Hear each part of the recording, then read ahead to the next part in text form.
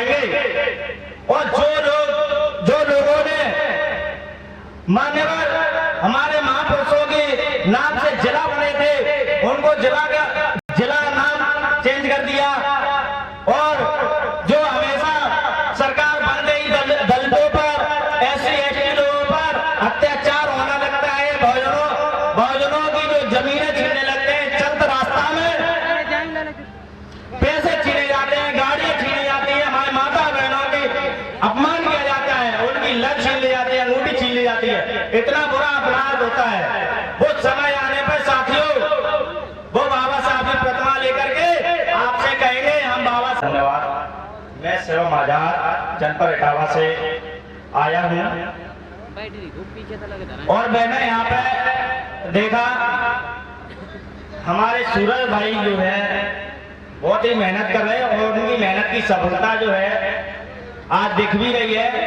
उन्होंने इतनी मेहनत की जो आज इस कन्नौज की धरती पर हमारे बड़े भाई माननीय विनय रतन जी कुछ ही समय में आने वाले हैं। लोग आए हुए हैं, आप देख सकते हो इस वीडियो के माध्यम से।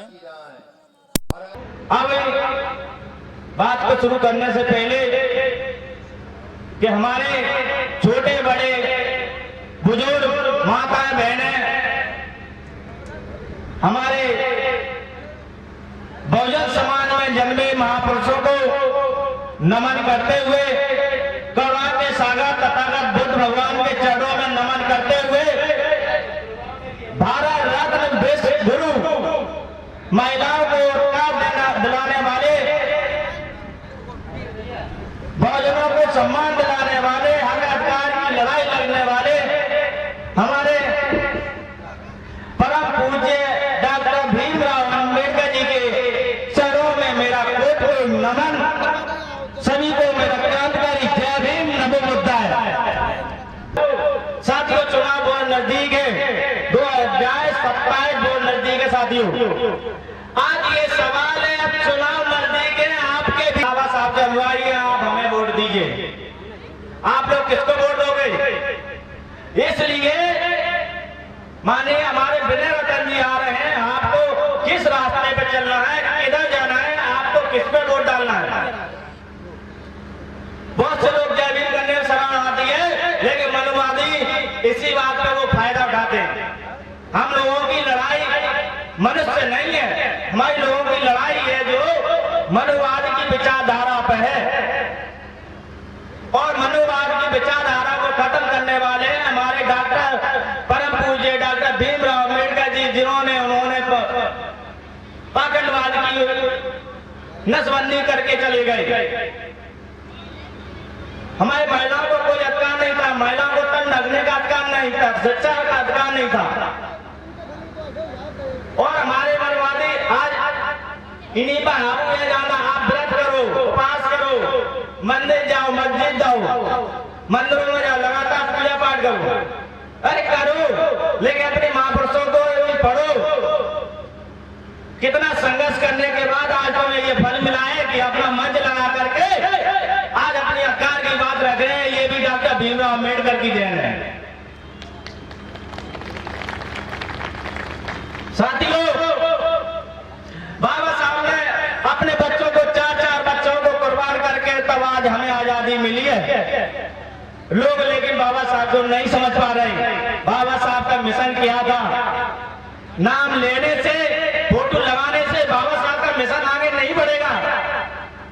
बाबा साहब का मिशन जब बढ़ेगा जब इस देश के अंदर एक प्रधानमंत्री से लेकर के हमारा प्रधान तक अपना होगा, तभी देश के अंदर बहुजन समाज का उद्धार हो सकता है। मेरे प्यारे साथियों, इस बात को समझना है कि हमारी लड़ाई 3% वालों से है, हमारी किसी से लड़ाई नहीं है।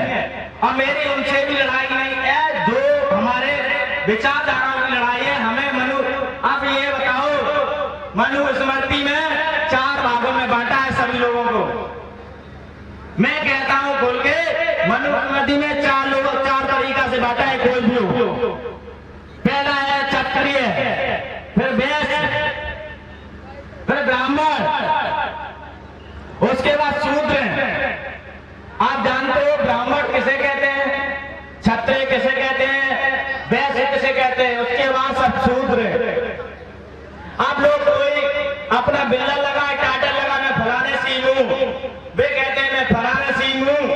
अब मैं फलाने यादव हूं, मैं फलाने में भाई एक उत्तर प्रदेश के मुख्यमंत्री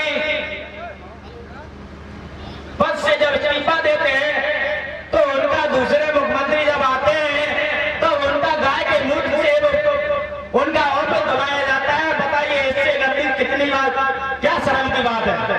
और हमारा भोजन समझ नहीं पा रहा है।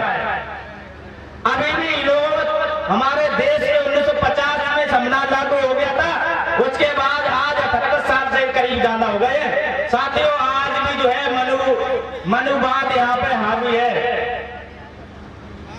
क्या कारण है? क्योंकि हम लोग उस दिशा में जाना चाहते हैं। बाबा साहब ने अपने 4 बच्चे कुर्बान किए, बच्चों की देखभाल नहीं कर पाई, जब मिट्टी लगी तो मिट्टी में नहीं आ पाए। बताइए आपके घर